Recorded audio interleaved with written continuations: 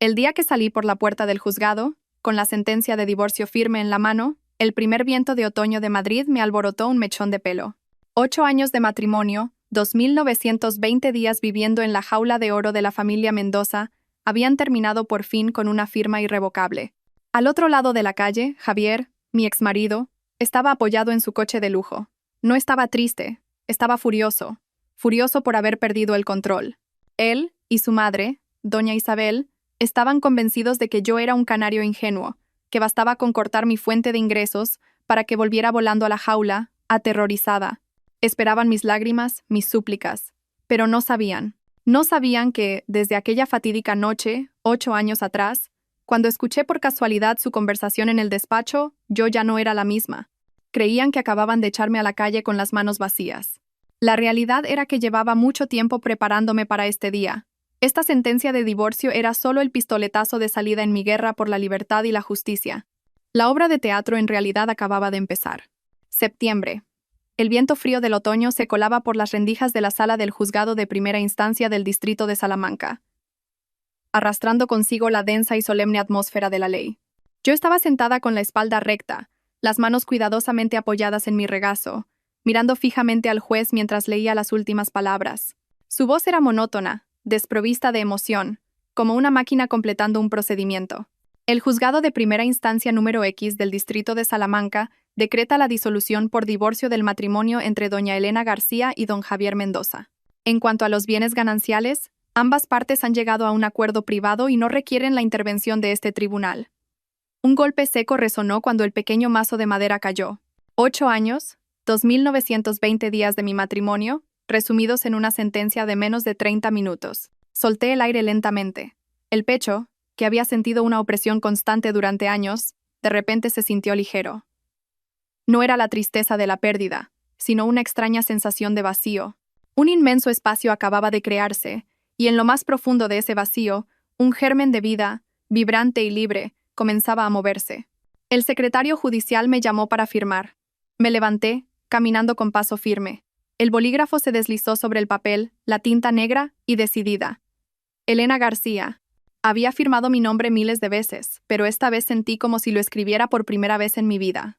El abogado de Javier, un hombre de mediana edad de aspecto pulcro, me miró con una mezcla de sorpresa y lástima. Sabía lo que pensaba. Él, como Javier, como toda esa familia, creía que yo lloraría, suplicaría, que lucharía por la mitad del chalet en La Moraleja, por los coches de alta gama o por las acciones de la empresa del padre de Javier. Pero no lo hice. Acepté renunciar a la mayor parte de los bienes comunes. Solo pedí quedarme con el viejo Seat que compré antes de casarme, y mis ahorros personales de 50.000 euros, que eran mi dote. Por supuesto, Javier y su madre, doña Isabel, aceptaron de inmediato. Creían que era una idiota, un pajarillo recién expulsado de su jaula de oro que pronto se daría cuenta de que no podría sobrevivir sin ella. Aceptaron mi propuesta con una rapidez que delataba su aire de victoria, como si acabaran de ganar una partida de ajedrez decisiva. Recibí mi copia de la sentencia de divorcio del secretario. El papel era fino, pero en mi mano pesaba más que cualquier otra cosa. Era la prueba de los 8 años que pasé interpretando el papel de una nuera dócil y una esposa obediente. También era mi billete de salida. Me di la vuelta, sin mirar a Javier, que estaba sentado en la bancada de enfrente con el rostro tenso y contrariado. No estaba triste, estaba furioso. La furia de un hombre acostumbrado a controlarlo todo, que de repente se da cuenta de que su presa ha abierto la cerradura de la jaula y se ha marchado por su propio pie. Salí de la sala. El pasillo del juzgado era largo y desolador. La luz blanca de los fluorescentes se reflejaba en el suelo de baldosas pulidas, creando una sensación de frialdad. El sonido de mis tacones resonaba firme y rítmico, cada paso una afirmación. No estaba huyendo, estaba saliendo con calma. Al llegar a la puerta del edificio, la inesperada luz del sol de otoño me obligó a entrecerrar los ojos. El aire exterior era mucho más fresco y limpio que el olor a papel viejo y a tensión del interior. Respiré hondo, llenando aquel pecho vacío con el aire de un nuevo comienzo. 8 largos años había planeado este momento. Cada detalle, cada posible escenario, cada reacción de ellos. Y ahora, la obra había comenzado oficialmente. El familiar BMW Serie 7 negro brillante ya estaba aparcado en la entrada. Javier salió del coche. Siempre impecable con sus trajes hechos a medida. El pelo peinado hacia atrás con gomina. El Patek Philippe brillando en su muñeca. Casi todo eso había sido elegido por mí, para construir su imagen de joven empresario de éxito, de marido perfecto ante la sociedad. Ahora, al mirarlo, solo sentía una profunda extrañeza. Se acercó a mí a grandes zancadas, con el rostro desencajado por la rabia y la sorpresa. Supongo que esperaba encontrarme sentada en los escalones del juzgado, llorando a lágrima viva, o al menos con un aspecto devastado. Pero no. Me mantuve erguida, mirándole con la misma calma con la que se mira a un socio de negocios tras cerrar un contrato. Elena, ¿qué demonios estás haciendo? Su voz contenía a duras penas la ira. ¿Aceptas el divorcio así, sin más? ¿Sabes a todo lo que acabas de renunciar? Le miré en silencio. Hablaba como si yo hubiera cometido el error más estúpido e irreparable de mi vida. Seguía sin entender. Creía que a lo que había renunciado era al dinero, al chalet, al estatus de señora de Mendoza. No sabía que lo que acababa de recuperar era a mí misma. ¿Te has vuelto loca? ¿Crees que puedes sobrevivir sin mí fuera de esta casa? Dio un paso más, su tono cambiando a esa voz autoritaria que había usado conmigo durante 8 años. El tono de un jefe a un empleado, de un benefactor a quien recibe su caridad. Sube al coche, dijo, señalando el BMW con la barbilla. Te llevo. Tenemos que hablar. No seas tan impulsiva. Te llevo. Esa misma frase, 8 años atrás, cuando me cortejaba, sonaba romántica.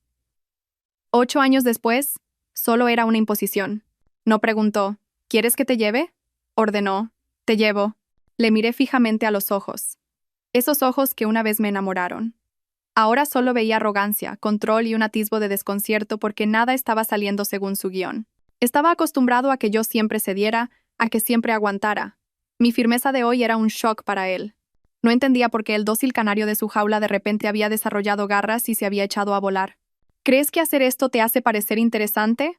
Esbozó una sonrisa burlona, un intento de mostrar superioridad. Te estás convirtiendo en una patética fracasada, Elena. Te vas con las manos vacías. Te arrepentirás. Sonreí levemente. Mi primera sonrisa del día. ¿Quién tiene las manos vacías, si tú o yo? Eso aún está por ver. Su rostro se tensó. Odiaba esa sonrisa. Odiaba esa calma. Demostraba que yo estaba completamente fuera de su influencia.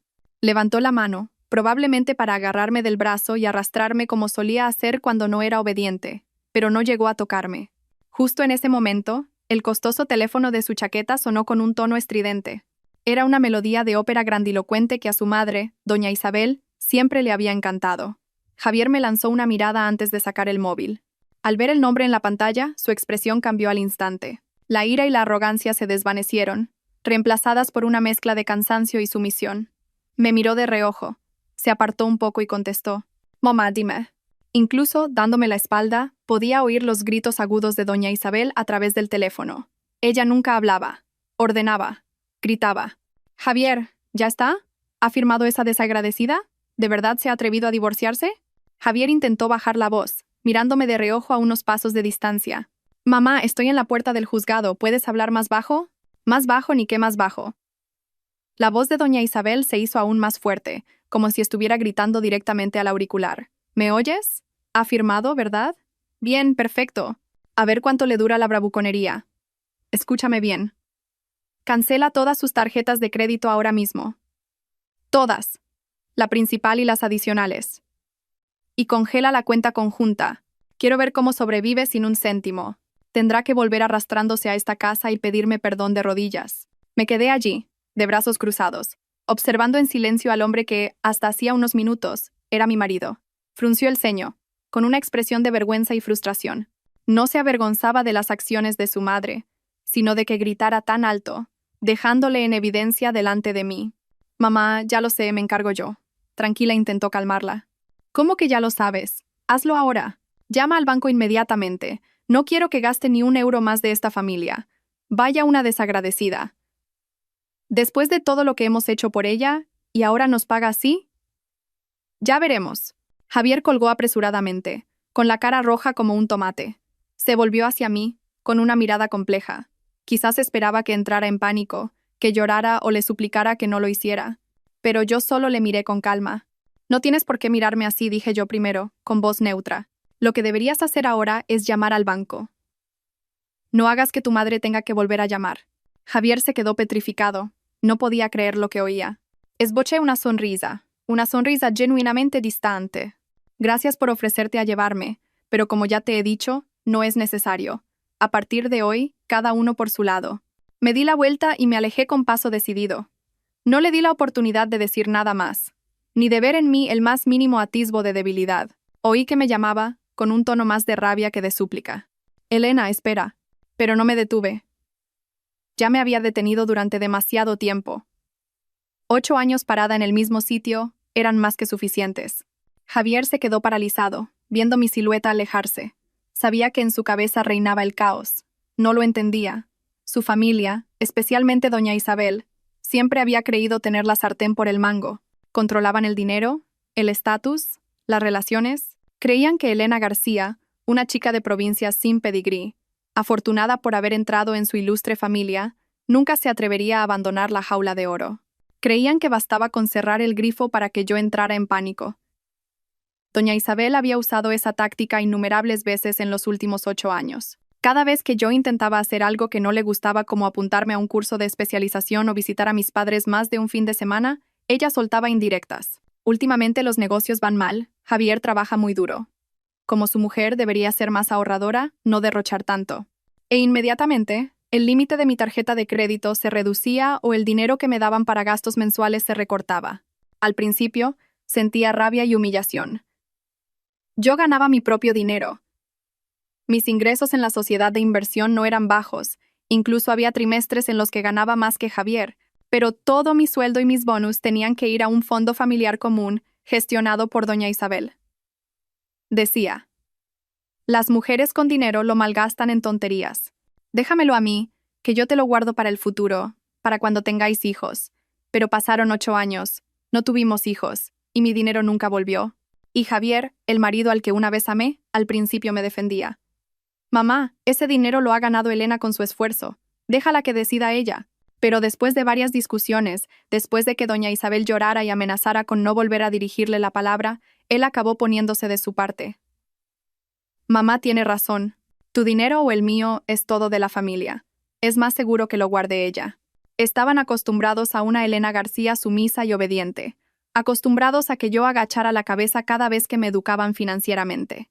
Por eso, el guión de hoy lo había predicho con una precisión milimétrica. Sabía que en cuanto firmara, la primera orden de doña Isabel sería cancelar mis tarjetas. Creía que ese era el golpe de gracia, la forma más rápida de domar a su nuera rebelde.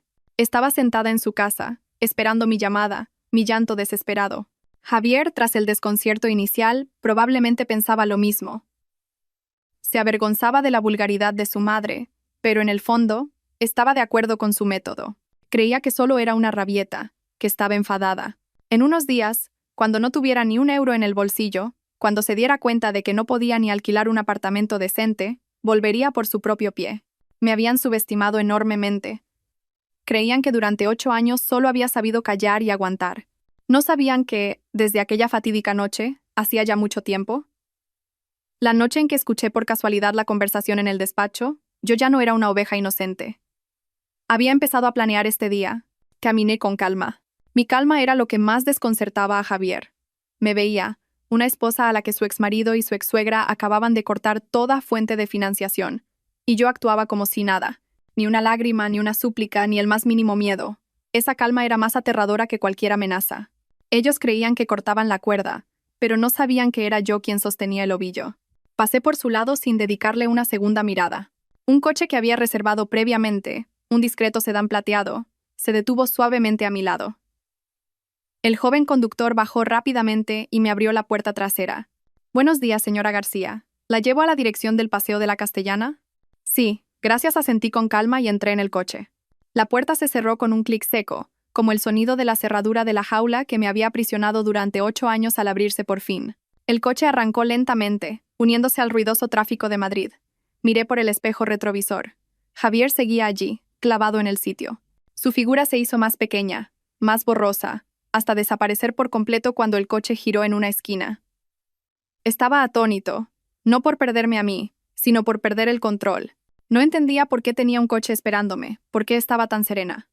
La pérdida de control es lo que más aterroriza a un hombre como Javier. Cuando el coche se hubo alejado lo suficiente, por fin relajé mi cuerpo. Me recliné en el asiento y cerré los ojos por un segundo. 8 años. Por fin habían terminado. Abrí mi bolso. Era un bolso de marca, pero de un modelo antiguo y sobrio. Uno de los pocos que doña Isabel me permitía usar porque era decente y apropiado para la nuera de los Mendoza. Dentro, mezclado con la cartera, unas llaves ahora inútiles y una polvera, saqué un objeto completamente fuera de lugar. Era un teléfono móvil barato, un modelo básico que la gente suele usar como segundo teléfono. No, no era un teléfono antiguo. Era un smartphone camuflado. Marqué una secuencia especial en el teclado. La pantalla parpadeó y cambió a una interfaz completamente diferente. Este era mi verdadero teléfono.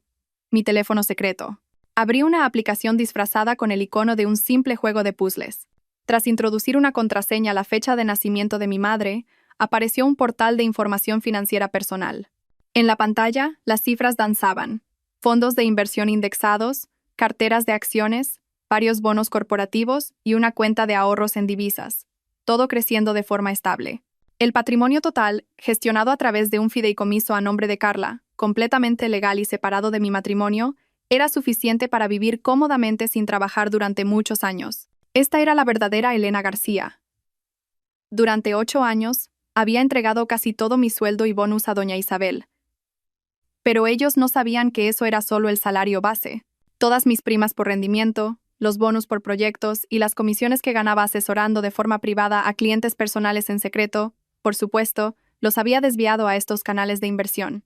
Había usado mis conocimientos financieros, eso que ellos tanto despreciaban, para construir mi propio imperio financiero. Todas estas cuentas estaban a nombre de Carla, mi mejor amiga, la única persona en el mundo en la que confiaba. Carla es una abogada brillante y me ayudó a establecer un sistema de fideicomiso que aseguraba que, legalmente, este patrimonio no tenía ninguna relación con los bienes gananciales de mi matrimonio con Javier. Sonreí.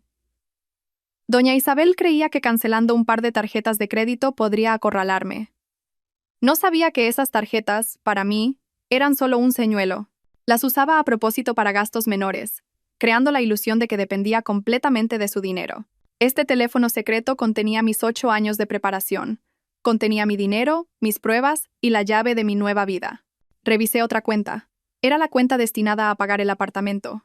Así es, no tenía que preocuparme por el alquiler. El lujoso apartamento en el Paseo de la Castellana, a donde me dirigía, lo había comprado en secreto hacía 3 años. Por supuesto, también estaba a nombre de Carla. Apagué el teléfono y lo guardé de nuevo en el viejo bolso. El viento que entraba por la ventanilla del coche me acariciaba el pelo. Sentí un alivio infinito. La obra acababa de empezar, y yo tenía en mis manos el guión de todos los personajes. El taxi se deslizaba por las calles de Madrid, llevándome a mi nuevo apartamento. Pero mi mente viajaba hacia atrás. A los 8 años, a los 2920 largos días del matrimonio que acababa de terminar. Cuando entré en la casa de los Mendoza, tenía solo 25 años. Yo, una chica de provincias, graduada con honores en finanzas, creí que era Cenicienta encontrando a su príncipe. Javier era apuesto, rico, galante. Nuestra boda fue el acontecimiento social del año en Madrid. Creí ingenuamente que si me esforzaba por ser una buena esposa, una buena nuera, encontraría la felicidad. Y lo intenté. Intenté complacer a todos, especialmente a doña Isabel, mi suegra. Pero la jaula de oro empezó a cerrarse más rápido de lo que imaginaba. Al principio no fue con dureza, sino con amables consejos. El día que usé mi primer sueldo de casada para comprarme un vestido de oficina de un vibrante color azul turquesa, doña Isabel me llamó a su cuarto. No me regañó, solo sonrió suavemente. Elena, querida, ahora eres una Mendoza, no una de esas chicas alocadas que se ven por la calle. El color del vestido es bonito, pero el corte es un poco llamativo. Una mujer, especialmente una con tu educación, debe vestir con discreción y elegancia. Al día siguiente, un chofer me trajo una docena de conjuntos de marcas de lujo, todos en tonos grises, negros y beige, de cortes clásicos, serios y hasta el cuello. Cuando Javier los vio, solo asintió. Mamá tiene un gusto exquisito. Así vistes como una verdadera señora. Guardé el vestido azul turquesa en el fondo del armario.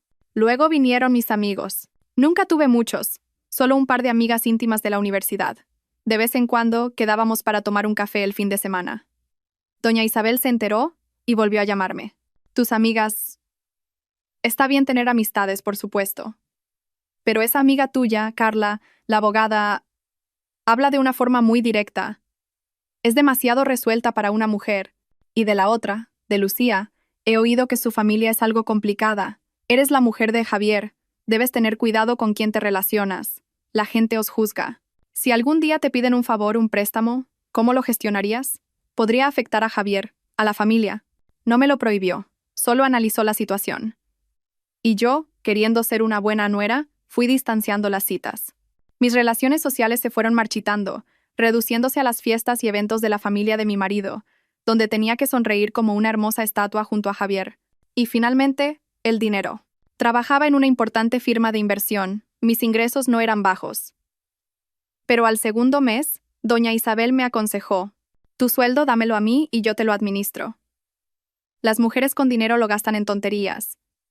Te abriré una cuenta de ahorros a tu nombre, para cuando tengáis hijos. Cada mes, si necesitas algo, me lo pides y yo te lo doy. Y yo obedientemente se lo entregué todo. Cada mes recibía una pequeña asignación, como una niña a la que le dan su paga. Incluso, si quería enviar algo de dinero a mis padres en mi pueblo, tenía que pedirle permiso. Ella fruncía el ceño. Últimamente tenemos muchos gastos en casa. Además, tus padres en el pueblo tampoco necesitarán tanto. No hace falta que les envíes dinero todos los meses. Era una humillación. Ganaba mi propio dinero, pero no tenía derecho a gastarlo. Cada compra, desde un bolso hasta una barra de labios, tenía que ser aprobada por ella. Javier al principio defendía a su mujer. Mamá, es el dinero que Elena ha ganado. Déjala que decida ella. Pero después de unas cuantas veces en las que doña Isabel lloró diciendo que solo quiero lo mejor para vosotros, ¿es que ahora tienes mujer y te olvidas de tu madre? Él también cedió. Mamá tiene razón. Dáselo a ella, que lo guarda mejor. A ver si lo vas a malgastar. 8 años, 2920 días, viví como una muñeca en una vitrina, vistiendo ropa que no me gustaba, sonriendo a gente que no conocía y viviendo de la caridad, mientras el dinero ganado con mi sudor era confiscado. La jaula era de oro, sí, pero era fría y rígida. Mi ingenuidad duró casi 3 años. 3 años en los que me autoengañé, diciéndome que era preocupación, que era el estilo de vida de la alta sociedad. Hasta una noche que nunca olvidaré. Llovía a cántaros. No podía dormir, tenía la garganta seca. A medianoche, bajé sigilosamente a la cocina a por un vaso de agua. El enorme chalet estaba en silencio, solo se oía la lluvia golpeando los cristales y el tic-tac rítmico del reloj de pie. Al pasar junto al despacho de mi suegro, don Ricardo, escuché voces. La puerta estaba entornada. Eran Javier y doña Isabel. Era casi la 1 de la madrugada. No pretendía espiar, pero una frase de Javier me hizo detenerme en seco. Mamá, ¿no crees que la estás presionando demasiado? Últimamente veo a Elena muy triste. Me pidió permiso para ir a ver a sus padres porque su padre está enfermo y no la dejaste. La voz de doña Isabel resonó, ya no con el tono dulce y maternal de siempre. Su voz era fría y afilada como un cuchillo. Eres un ingenuo hijo. A las mujeres hay que tenerlas bien atadas, sobre todo a una como ella, con estudios y bonita. Si le das un poco de libertad, se te escapa. Sentí como si me hubieran arrojado un cubo de agua helada. Me quedé inmóvil en la oscuridad del pasillo. Javier pareció dudar. Pero sí es muy buena. Y dócil. ¿Dócil? Doña Isabel soltó una risa despectiva. Una risa que me heló la sangre. Es dócil porque aún no tiene alas. Es dócil porque cree que vive como una reina. Tienes que recordar lo que te he dicho siempre. Si quieres que se quede en esta casa para toda la vida, tienes que hacerle entender que fuera de aquí, sin ti, no es absolutamente nada. Javier guardó silencio. Doña Isabel continuó. Su voz ahora sentenciosa, como si estuviera revelando un secreto familiar. ¿Y cuál es la mejor manera? Cortarle por completo la fuente de ingresos. Su sueldo, todo, tienes que decirle que me lo dé a mí. No dejes que tenga dinero propio. Una mujer sin dinero no se atreve a rebelarse. Cuando tenga que pedirte hasta el último céntimo, sabrá cuál es su lugar. Hay que domarla, Javier. Tienes que hacer que dependa completamente de ti para que sea obediente y sumisa. Tomarla. Esa palabra fue como un martillazo en mi cabeza. No me veían como una hija, como una esposa. Me veían como un animal salvaje, que necesitaba ser entrenado, domesticado. Me quedé allí, agarrada a la pared fría, temblando. El vaso de agua que iba a buscar ya no importaba. Mi sed había sido saciada por una verdad cruda y cruel. Escuché a Javier suspirar. Y entonces pronunció la frase que mató por completo el amor incipiente que aún quedaba en mí. Está bien, mamá. Entiendo. Haremos lo que tú digas. Me di la vuelta en silencio y subí las escaleras, ligera como un fantasma, de vuelta a mi habitación. No lloré. Esa noche no dormí. Me quedé tumbada, con los ojos abiertos, mirando al techo, repitiendo una y otra vez esa palabra. Domarla. El amor había muerto. La inocencia se había hecho añicos. Todo lo que hacían el control sobre mi ropa, mis amigos, mi dinero no era por mi bien. Era una estrategia calculada para romper mi voluntad, para convertirme en una dependiente, en una posesión. A la mañana siguiente, cuando bajé a desayunar, seguí sonriendo. Seguí diciendo sí, mamá, a doña Isabel. Seguí sirviéndole el desayuno a Javier con amabilidad. Pero por dentro, otra persona había despertado. La oveja inocente había muerto la noche anterior. A partir de ese momento, el divorcio dejó de ser una idea pasajera. Se convirtió en el único objetivo estratégico de mi vida. Desde aquella fatídica noche, comencé un plan que duraría el resto de mi matrimonio. Me di cuenta de que si luchaba de inmediato, perdería. Me echarían de casa con las manos vacías y una montaña de calumnias que doña Isabel era más que capaz de inventar. No tenía dinero, ni pruebas, ni nada.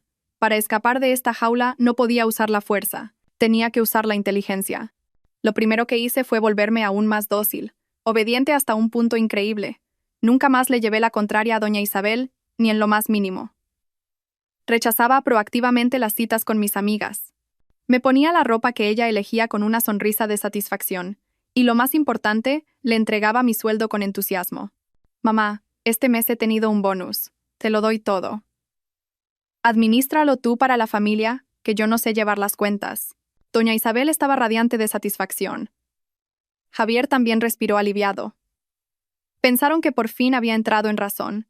Mi sumisión absoluta los hizo bajar la guardia. Creyeron que el canario estaba completamente domesticado, que había aceptado su destino. Y esa era la cortina de humo que necesitaba. Detrás de esa fachada de conformidad, me lancé a trabajar como una loca. Acepté más proyectos, trabajé horas extra. Utilicé todos mis conocimientos financieros para ganar dinero. Por supuesto, el salario base mensual seguía fluyendo puntualmente a la cuenta de doña Isabel, ese era el cebo. Pero las primas por rendimiento, las comisiones por asesoramiento de inversiones a clientes VIP que hacía en secreto, empecé a desviarlas. Busqué a Carla, mi única amiga verdadera, a la que doña Isabel no había logrado apartar de mi lado. Simplemente porque Carla era demasiado inteligente para que la pillaran. Nos vimos en una cafetería discreta. Carla, necesito tu ayuda. Estoy planeando mi divorcio. Carla no se sorprendió. Me miró fijamente. Llevo 5 años esperando que digas esa frase. Dime, ¿qué necesitas? Necesito un lugar seguro para mi dinero. Mi dinero. No puede estar a mi nombre. Carla, como abogada, lo entendió al instante. De acuerdo. Crearé un fideicomiso. Tú transfieres el dinero ahí y yo lo invertiré. Estará a mi nombre. Legalmente, ese dinero no tendrá ninguna relación contigo. El día que te vayas, no te irás con las manos vacías. Y así comenzó a fluir un río de dinero secreto. Mis ingresos extra, junto con una parte de mis ahorros de soltera que dije haberme gastado, se canalizaron hacia las inversiones que gestionaba Carla. Trabajaba el doble que los demás. En la oficina era una empleada modelo. En casa, una nuera ejemplar. Nadie sabía que por la noche, cuando Javier ya dormía, yo me encerraba en el baño con mi teléfono secreto para seguir la bolsa, realizar transacciones y construir mi fondo de libertad. Vivía 2 vidas paralelas.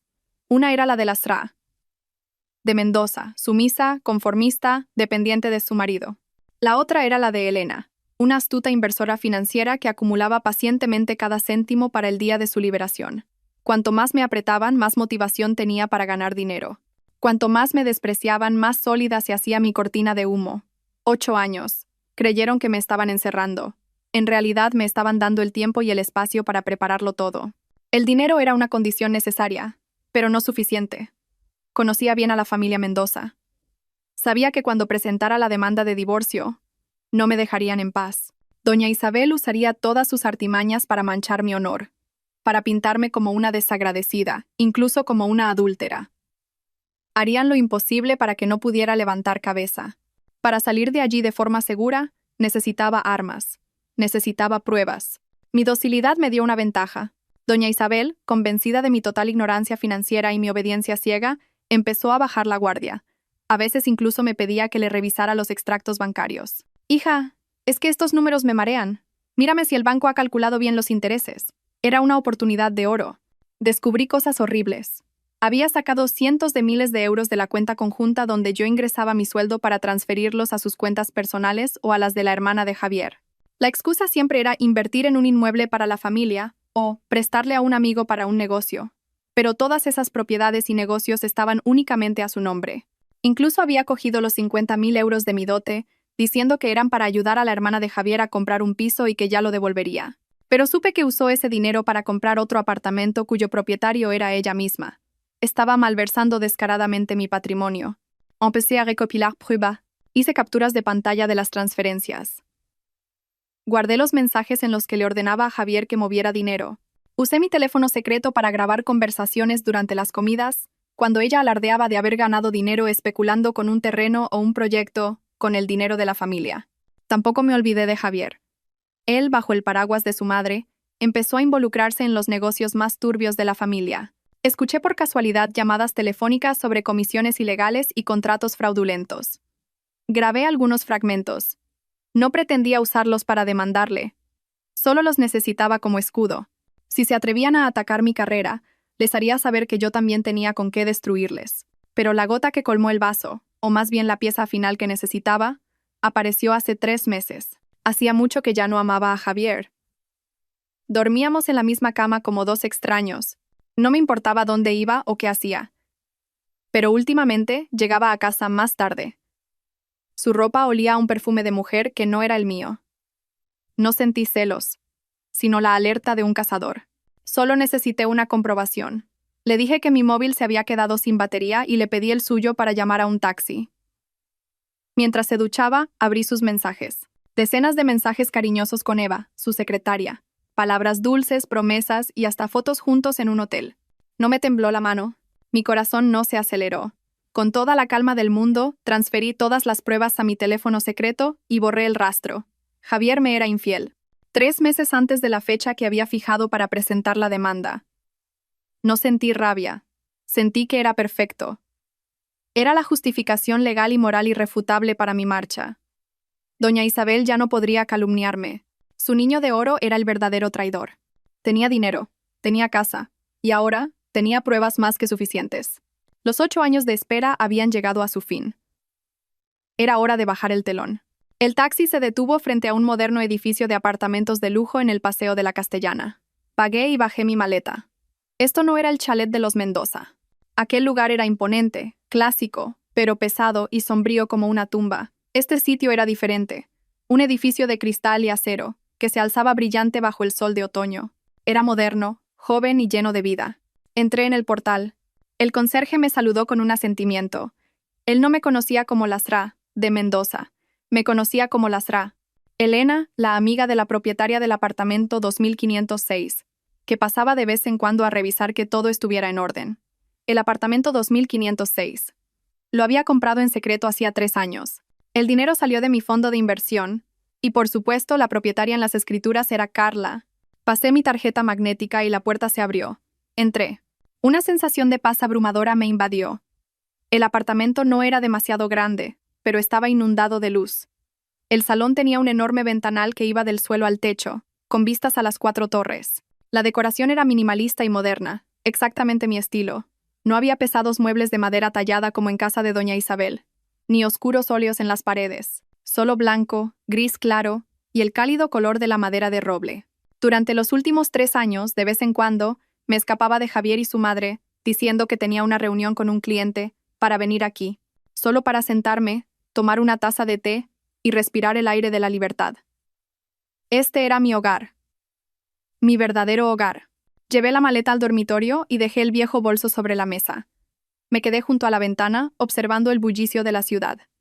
Por fin, estaba en casa. Justo en ese momento, mi teléfono público sonó desde el bolso. El tono estridente rompió el silencio. Miré la pantalla. Suegra. Sonreí. ¡Qué rápidos! Con calma, saqué mi teléfono secreto y activé la grabadora.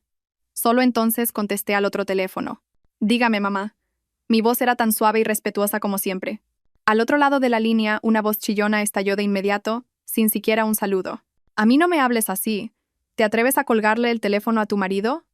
¡Qué valiente eres! ¿Quién te crees que eres? Aparté un poco el teléfono de mi oreja.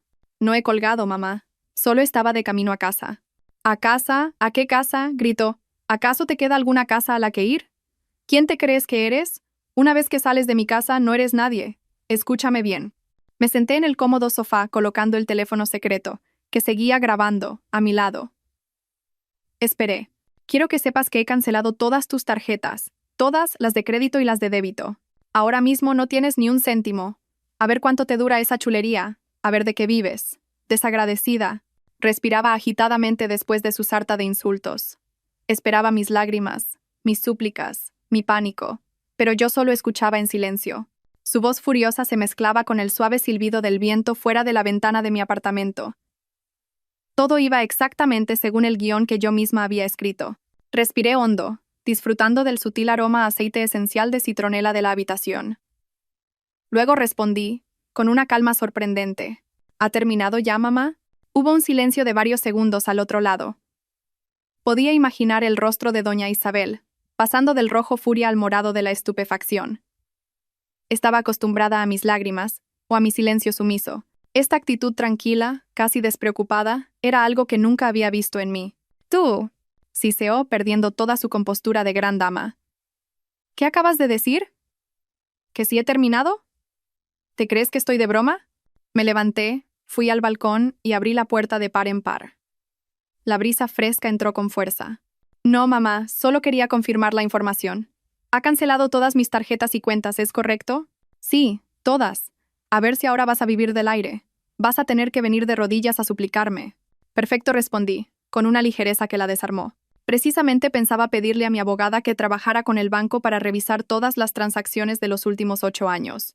Especialmente las de las supuestas inversiones conjuntas que usted hizo con el dinero de mi sueldo que le entregaba cada mes. Ahora que usted misma las ha bloqueado, supongo que obtener los extractos y hacer una auditoría será mucho más sencillo. Le agradezco su colaboración. Otro silencio sepulcral. Esta vez, pude oír claramente su respiración entrecortada. Abogada, auditoría. Esas palabras no estaban en su guión. ¿Tú... te atreves? Balbuceó, su voz temblando ligeramente. ¿Me estás amenazando? ¿De dónde vas a sacar el dinero para pagar a un abogado? No intentes tomarme el pelo. De eso no tiene que preocuparse usted. Solo se lo comunico para que lo sepa. Soy financiera, mamá. Sé perfectamente el valor de cada euro que he ganado. Y también sé perfectamente lo que dice la ley sobre los bienes privativos anteriores al matrimonio y sobre la apropiación indebida de fondos, dije, articulando cada palabra. Si no tiene nada más que decir, voy a colgar. Adiós, mamá. Colgué antes de que pudiera soltar otra retahíla de insultos. No necesitaba oír más. Tenía grabada toda la conversación. Era la prueba de que ella admitía haber bloqueado mis cuentas unilateralmente. Y, más importante aún, la prueba de su pánico cuando mencioné los libros de cuentas. Guardé la grabación. La habitación quedó en silencio. El teléfono público volvió a sonar. Esta vez era Javier. Tal como esperaba, siempre jugaban en equipo. Uno golpea, el otro consuela. Volví a activar la grabadora del teléfono secreto. Diga. La voz de Javier sonó cansada y llena de reproches. Elena, ¿qué le has dicho a mamá? Está gritando como una loca. Le ha subido la tensión. ¿Sabes lo que estás haciendo? ¿Quieres que nos dé un infarto a todos? La misma canción de siempre. Durante 8 años, cada vez que doña Isabel hacía algo mal, bastaba con que se llevara la mano al pecho y se quejara de un mareo para que toda la culpa recayera sobre mí. Yo era la causa de toda inestabilidad. Javier le interrumpí, con voz gélida. Tu madre grita porque quiere gritar. Yo solo he confirmado la información que ella misma me ha dado, que ha bloqueado todos mis activos. ¿Qué pasa? ¿También vas a decir que eso es culpa mía? Javier pareció quedarse sin palabras. No esperaba una respuesta tan directa. Carraspeó y cambió a un tono conciliador. Ese tono condescendiente que siempre usaba. Sé que mamá ha actuado de forma impulsiva. Mira, a fin de cuentas, eres una mujer. Irte así, con las manos vacías, no me parece bien. ¿Qué te parece si haces una cosa? Bajó la voz, como si me estuviera concediendo un gran favor. Vuelve a casa, le pides perdón a mamá para calmar las aguas, y yo le diré que te reactive las tarjetas. Si necesitas dinero, yo te lo doy. Al fin y al cabo, hemos sido marido y mujer. Me eché a reír, una risa suave pero cargada de sarcasmo. Yo te lo doy. Sentí náuseas. Esa era la trampa de la domesticación que habían tendido durante 8 años.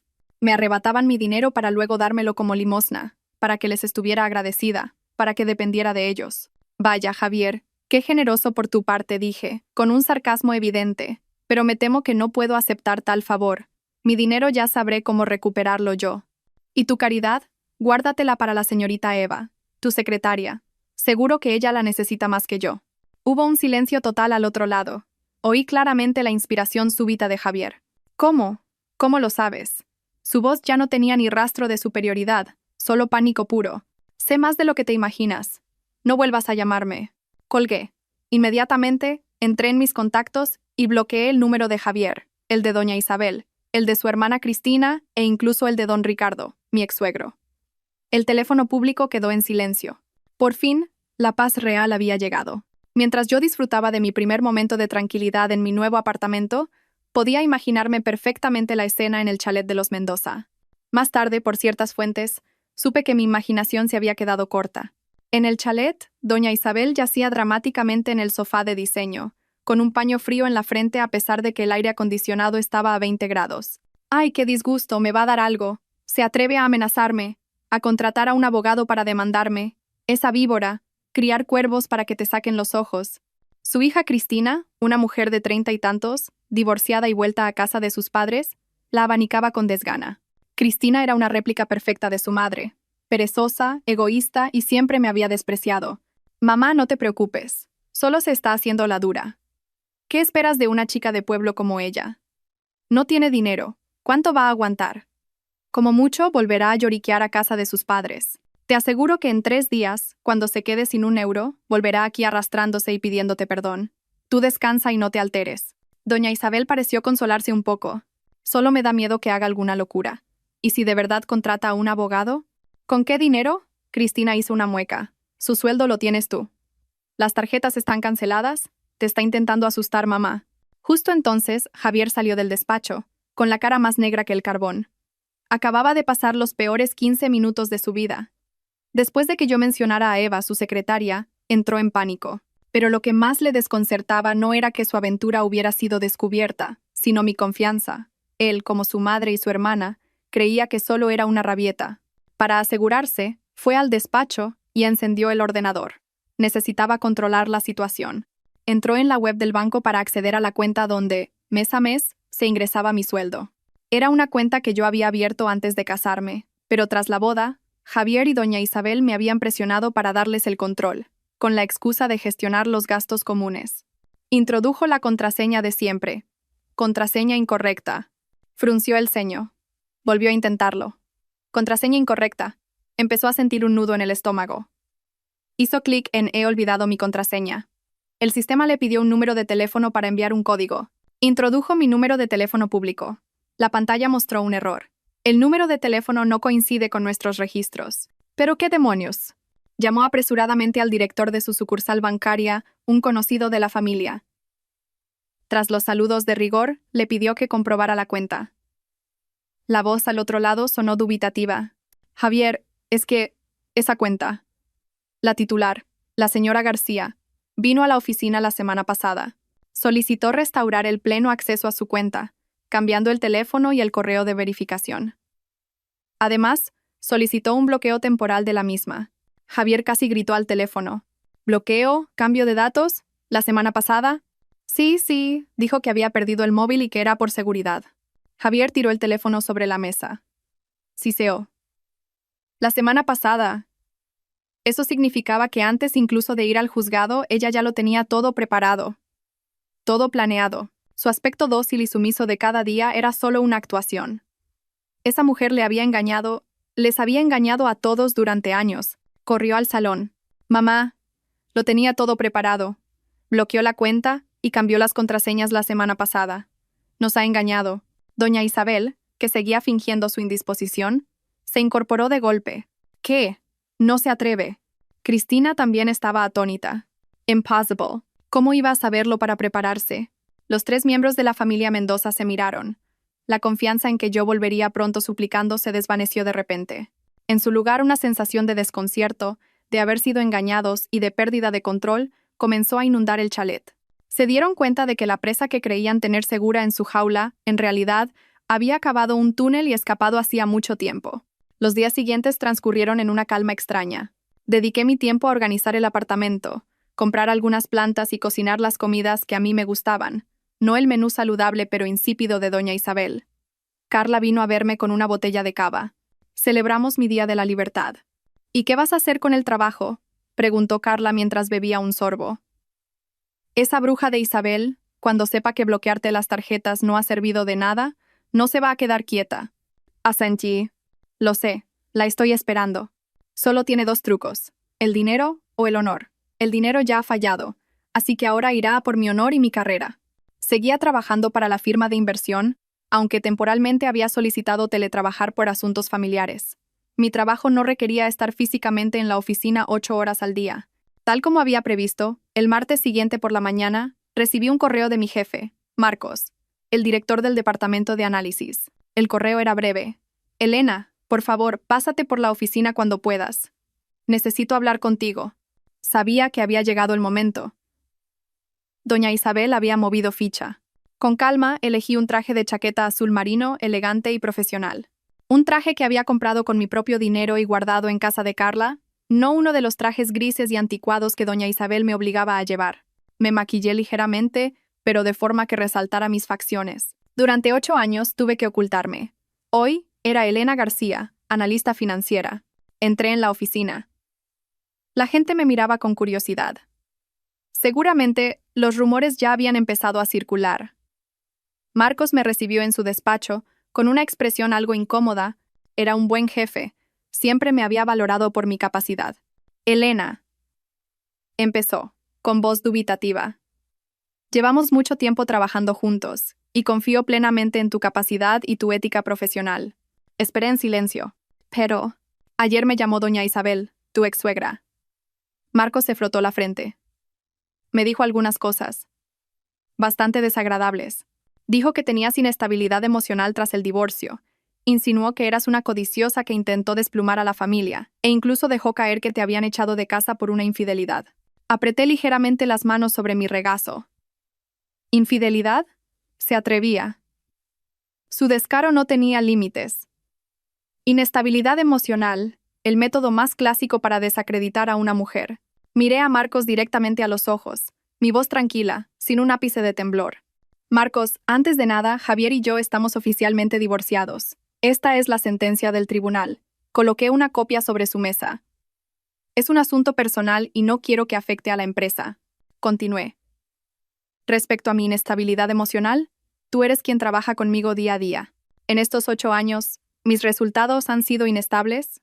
El trimestre pasado cerré un contrato de 10 millones de euros para el fondo.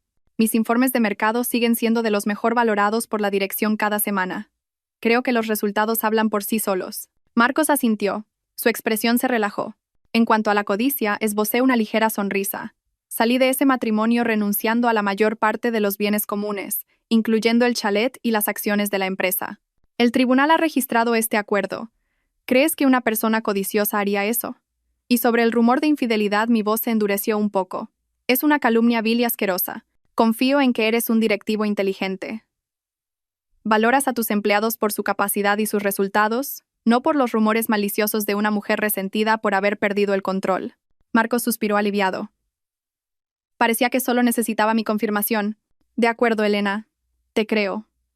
Solo me preocupaba. Ya sabes, en nuestro sector, la reputación lo es todo. Y doña Isabel no parece de las que se rinden fácilmente. Amenazó con enviar pruebas a la dirección. Ten cuidado. Me levanté. Gracias por tu confianza. Sé lo que tengo que hacer. No dejaré que este asunto personal afecte a la empresa, y tampoco dejaré que nadie manche mi honor. Salí del despacho. La defensa pasiva había terminado. Doña Isabel había disparado la primera bala en la guerra por mi reputación. Que no se quejara, pues, de mi contraataque. Había llegado el momento de hacerle una visita a mi ex-suegra. Doña Isabel había cruzado la línea. No solo quería controlarme y robar mi dinero, ahora quería destruir mi carrera, mi medio de vida.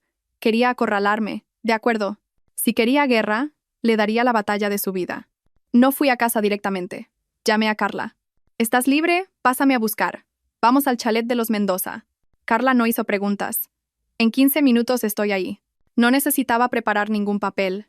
Todas las pruebas, todas las cuentas sucias, todas las grabaciones, las capturas de pantalla de las transferencias y, por supuesto, todas las pruebas de la infidelidad de Javier estaban guardadas de forma segura en mi teléfono secreto. Conocía perfectamente la rutina de doña Isabel. Jueves, 5 de la tarde. Era su hora de la merienda con sus amigas bien. Invitaría a su círculo de mujeres ricas, las esposas de los socios de don Ricardo, al chalet. Era su escenario, el lugar donde presumía de su riqueza, de su hijo brillante y de la nuera tan hacendosa y obediente que hasta hace poco tenía. Era el momento perfecto. Quería desenmascararla en el mismo escenario del que se sentía tan orgullosa. El coche de Carla se detuvo ante la verja del chalet. El vigilante, que me conocía de sobra después de 8 años, me miró desconcertado. Señora Elena. Bajé del coche. Ya no era la nuera que siempre sonreía con la cabeza gacha. Llevaba mi traje azul marino, con un aire profesional y afilado. Buenas tardes, Luis. Vengo a ver a doña Isabel. No hace falta que anuncie mi llegada, ya sé el camino. Entré sin esperar su respuesta. Carla me siguió. Su sola presencia emanaba la fría autoridad de una abogada. Fui directa a la casa. Se oían risas y conversaciones animadas provenientes del jardín trasero, donde tenían el porche de madera para las meriendas, tal como lo había previsto. Crucé el salón y salí directamente al jardín. La escena era exactamente como la recordaba.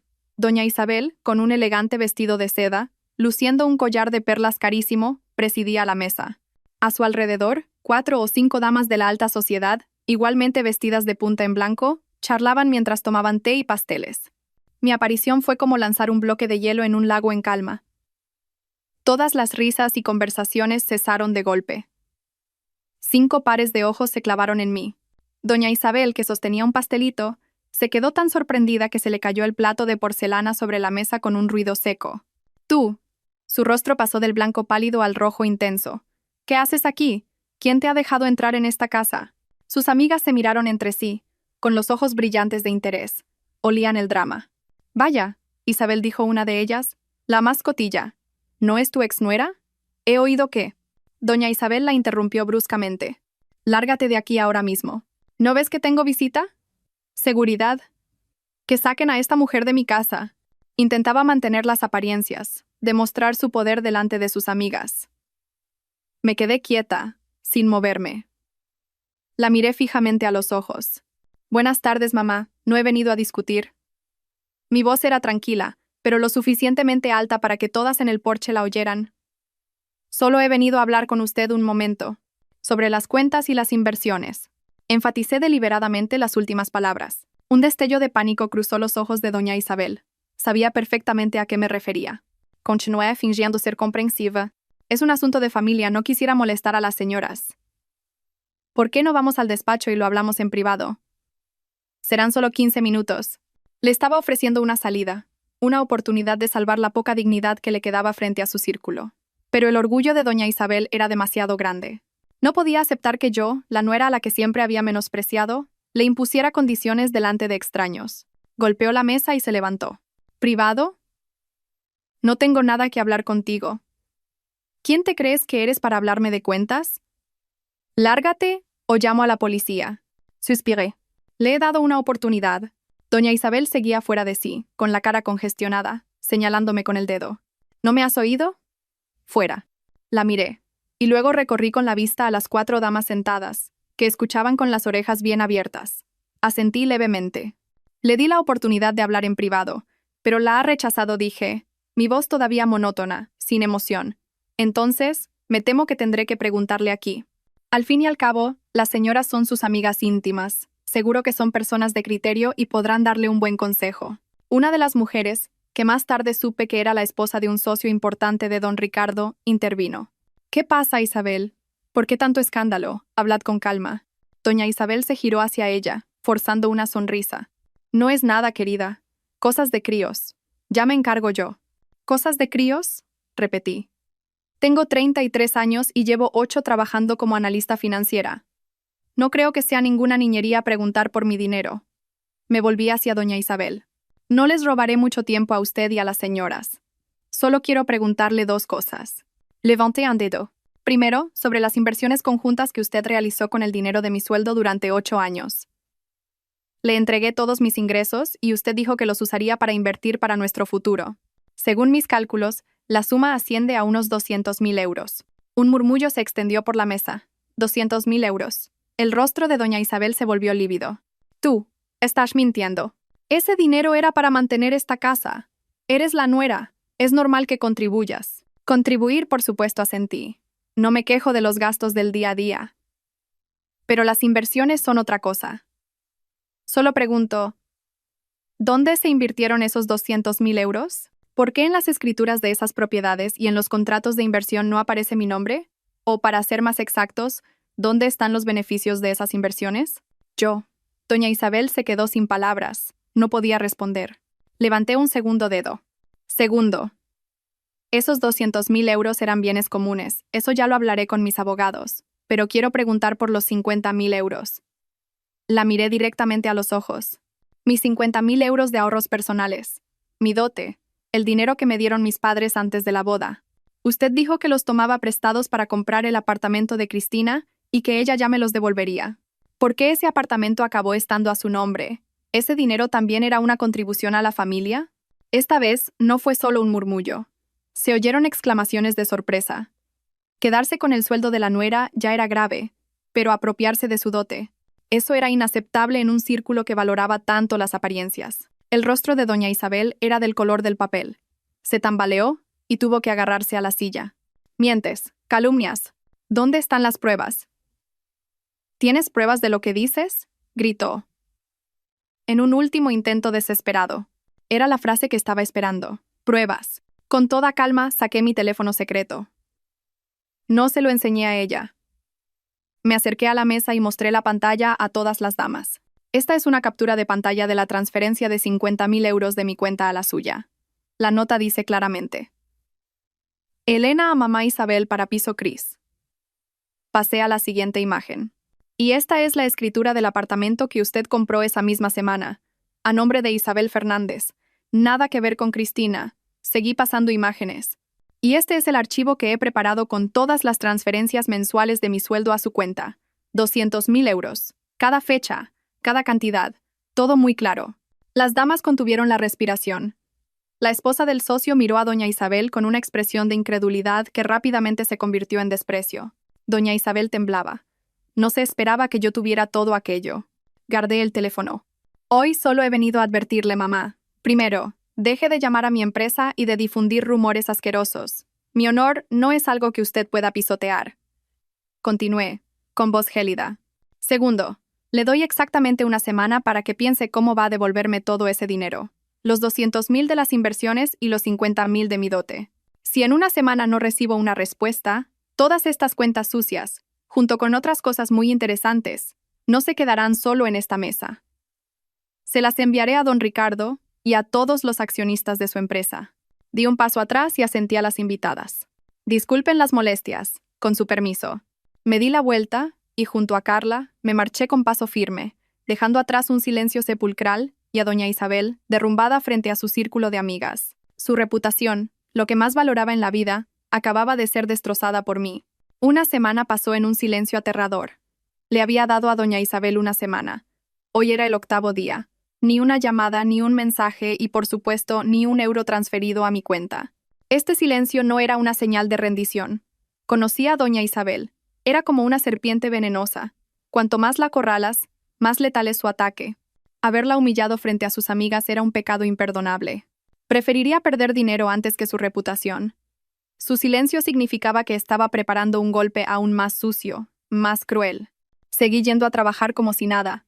Marcos, mi jefe, después de nuestra conversación, se puso completamente de mi lado. Incluso me asignó un nuevo proyecto importante, como una forma de reafirmar mi posición. Me concentré en mi trabajo, en mi nueva vida. Esa tarde, mientras revisaba unos informes de mercado en mi apartamento, el ordenador me notificó un nuevo correo electrónico. No estaba en mi bandeja de entrada principal. Mi filtro de seguridad lo había enviado directamente a la carpeta de spam. Eso fue lo que me llamó la atención. El remitente era una dirección de correo completamente anónima, una cadena de caracteres sin sentido. El asunto.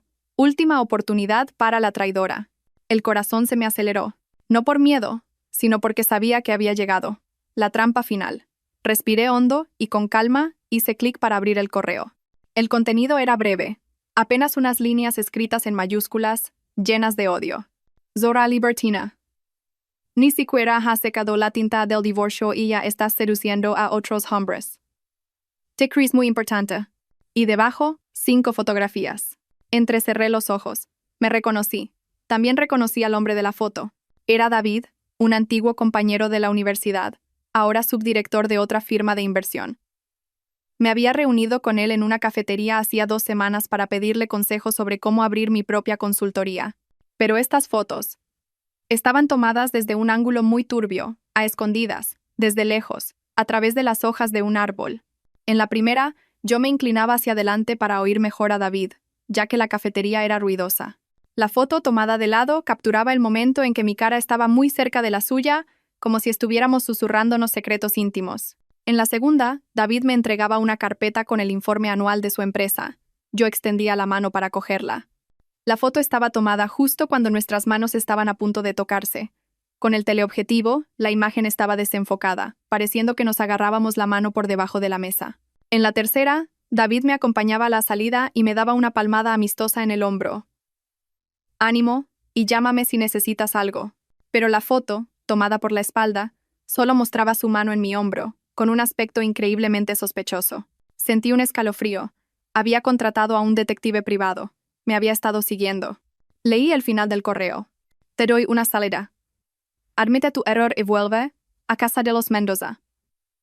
Arrodíllate y pídenos perdón a mi hijo y a mí. Si no, todas estas fotos y muchas más serán enviadas a la dirección de tu empresa, a todos tus socios y, por cierto, también a la mujer de David. A ver qué cara se te queda para ir a trabajar, para mirar a la gente. Una oleada de náuseas me subió por la garganta.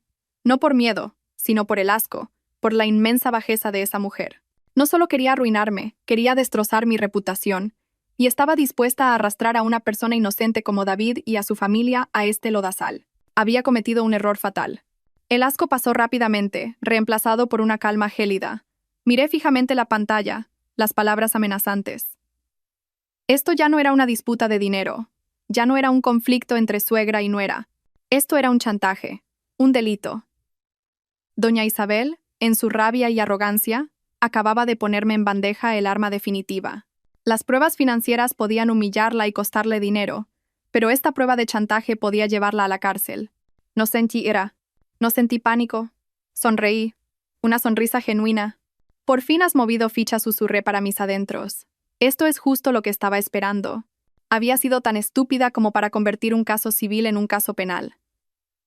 Creía que este era su golpe maestro, pero en realidad era la trampa en la que yo esperaba que cayera. Seguí mi teléfono secreto. Llamé a Carla. ¿Qué pasa? ¿La serpiente ha vuelto a atacar? Mi voz era ligera.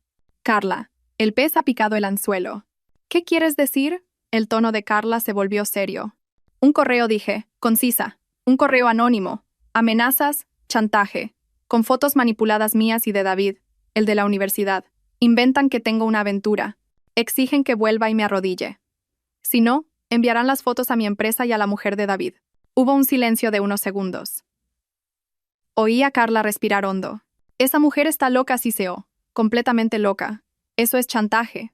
Es calumnia. Es un delito grave. Lo sé, respondí. Por eso te llamo. Es hora de recoger la red. De acuerdo, dijo Carla, con determinación. Reenvíame ese correo ahora mismo, tal cual, sin modificar nada, conservando toda la información del encabezado.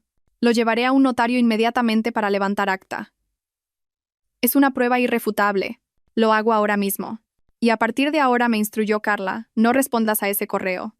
Ignóralo por completo. Cuanto más silencio, más nerviosa se pondrá y más errores cometerá. Déjame el resto a mí y al bufete. Hice lo que me dijo.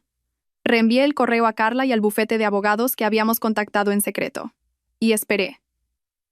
Sabía que doña Isabel esperaba mi pánico, una llamada desesperada, pero no recibiría nada. Tal como predije, a la mañana siguiente llegó otro correo, de la misma dirección anónima. ¿Estás muda? ¿Por qué no respondes? ¿Crees que ignorándome se solucionará algo? Te doy las últimas muy bon horas.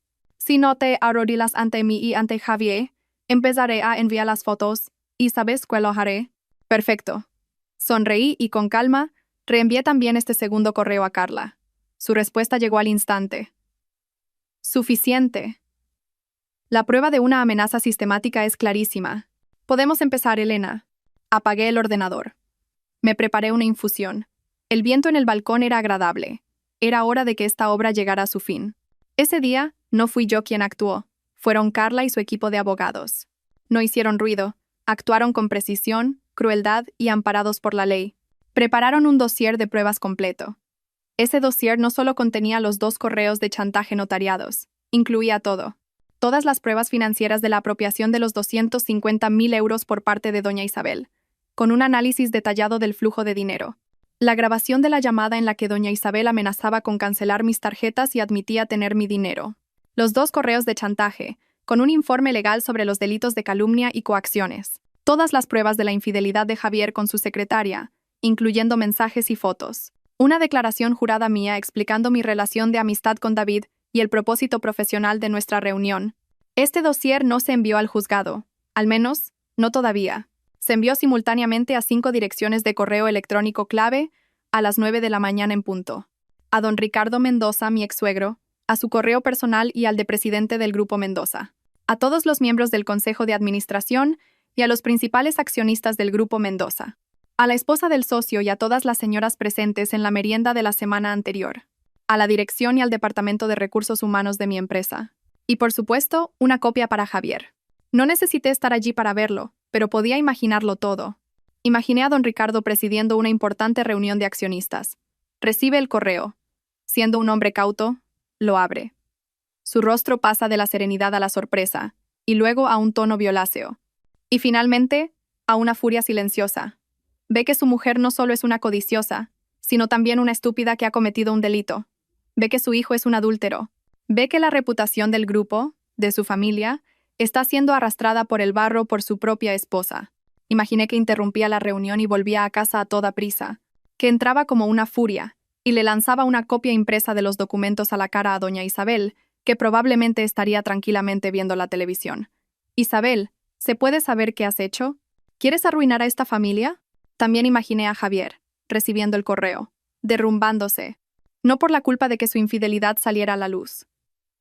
Se derrumbaría al darse cuenta de que su madre, la mujer a la que siempre había idolatrado y defendido, no solo me había engañado a mí, le había engañado a él también, había usado el dinero del matrimonio para su propio beneficio. Y por salvar su falso orgullo, había llevado a toda la familia al abismo. Se daría cuenta de que su madre era quien había destruido su vida. Y no necesité imaginar más, porque mi teléfono público sonó. Había desbloqueado el número de Javier, solo para esperar esta llamada. Era él. Contesté con calma. Diga. Silencio. Luego, una respiración agitada, sollozos contenidos. La voz de Javier temblaba, sin rastro de la arrogancia del día del juzgado. Elena, por favor, retíralo. Retira los correos. Demanda a mi madre si quieres, pero no se lo envíes a los accionistas. Mi padre la va a matar. Guarde silencio. Elena, te lo suplico, gritó desesperado. ¿Cuánto dinero quieres? Te daré lo que pidas. Retíralo, por favor. La empresa se va a hundir. ¿Mi familia? ¿Tu familia? Le interrumpí, con frialdad. ¿Qué tiene que ver tu familia conmigo? Durante 8 años fui parte de tu familia. ¿Y cómo me tratasteis? Te lo ruego, pasó a la súplica. Ha sido culpa de mamá. Ha sido culpa mía. Me equivoqué. Retíralo y hablamos. Te daré el dinero que quieras. Dinero. Incluso ahora, creía que todo se podía solucionar con su dinero, con su caridad. Javier, dije, con calma. Yo no he demandado a nadie. Solo he revelado la verdad. Ahora, vosotros me debéis una disculpa. Y me debéis mi dinero. Hice una pausa. No tienes que hablar más conmigo. Habla con mi abogada. Ella se encargará de todo. Estaba a punto de colgar, pero añadí una última frase. Ah, y Javier, a ti y a tu madre os gusta mucho hacer fotos turbias. Deberías haber tenido más cuidado con tu secretaria Eva. Mis pruebas son mucho más nítidas que las de tu madre. Elena, espera. Colgué. No quería oír más súplicas falsas. Nos veríamos en el juzgado. O en la mesa de negociación. Pero esta vez, las condiciones las ponía yo. La familia Mendoza no podía permitirse una batalla legal pública. Podían comprar el silencio de alguna revista del corazón, pero no el de los accionistas y los socios comerciales. Las pruebas de malversación y chantaje eran abrumadoras. La reputación del grupo, construida sobre una imagen de familia modélica, se tambaleaba desde los cimientos. Don Ricardo, un empresario veterano, sabía cuándo había que cortar las pérdidas. No podía salvar la reputación de su mujer, pero tenía que salvar su empresa. Una semana después, la reunión de conciliación tuvo lugar en un bufete de abogados neutral. Carla y yo entramos. Al otro lado de la mesa, Javier estaba hundido, con ojeras profundas. Doña Isabel, la mujer poderosa de antaño, estaba encogida a su lado, envejecida 10 años, sin atreverse a levantar la vista para mirarme. Solo don Ricardo mantenía la compostura, aunque su pelo parecía más canoso. Su abogado empezó a hablar de los años de matrimonio, de un lamentable malentendido. Carla, como mi representante legal, le cortó en seco. No estamos aquí para hablar de sentimientos. Estamos aquí para solucionar las consecuencias. Las condiciones de mi clienta son muy claras. Carla deslizó una carpeta sobre la mesa. Primero, la señora Isabel Fernández deberá escribir una carta de disculpa pública, enfatizó Carla, dirigida a todas las personas que recibieron el correo calumnioso. En la carta, deberá admitir haber contratado a un detective, haber manipulado los hechos, haber enviado correos amenazantes, y confirmar que las fotografías eran un montaje para dañar el honor de Lastra García. El rostro de doña Isabel se contrajo. Segundo, la devolución íntegra del dinero apropiado, continuó Carla. 250.000 euros del principal, más el interés compuesto legal calculado sobre un periodo de 8 años. Hemos hecho el cálculo. La suma total a devolver es de 450.000 euros, a transferir en un único pago. Oí a Javier inspirar bruscamente. 450.000 euros. Era un golpe financiero muy duro. Tercero, dijo Carla, con voz firme. Su familia deberá firmar un acuerdo legal vinculante. Se comprometerán a no volver a contactar, acercarse o realizar cualquier acto que perturbe la vida personal o profesional de Lastra García, bajo ninguna circunstancia. Si incumplen este acuerdo, iniciaremos inmediatamente acciones penales con todas las pruebas que poseemos. Doña Isabel intentó decir algo, pero don Ricardo le puso una mano en el brazo, un apretón de advertencia. Me miró. Por primera vez, me miró directamente a los ojos. En su mirada había rabia, pero también una pizca de reconocimiento. Estamos de acuerdo, dijo con voz ronca. Al día siguiente, 450.000 euros llegaron a mi cuenta. La carta de disculpa fue enviada. Todo había terminado. Lo primero que hice tras recibir el dinero fue presentar mi dimisión. Marcos, mi jefe, aunque lo lamentó, me felicitó. Con tu talento, y ahora con este capital, deberías montar tu propio negocio. 3 meses después, inauguré una luminosa oficina en la planta 30 de un rascacielos financiero en el corazón de Madrid. Una placa de latón brillante en la puerta. García, Asociados, Asesoría de Inversión. Estaba de pie, junto al ventanal, contemplando la bulliciosa ciudad. La luz del atardecer era espectacular. Ya no sentía la claustrofobia de la jaula de oro. Carla entró con 2 copas de champán. Ella también había dejado su antiguo bufete para unirse a mí. Un brindis, jefa, sonrió radiante. Por nuestro primer gran éxito. Tomé la copa, observando las diminutas burbujas danzar. Sonreí, una sonrisa genuina y serena. Choqué mi copa con la suya. No dije, no por la jefa, por las socias, y por los nuevos comienzos. Bebimos. El champán era dulce y frío, como mi vida en ese momento. El pasado había sido saldado. A partir de ese instante, ya no era la nuera de nadie, ni la esposa sumisa. Era Elena García, y mi vida por fin era verdaderamente mía.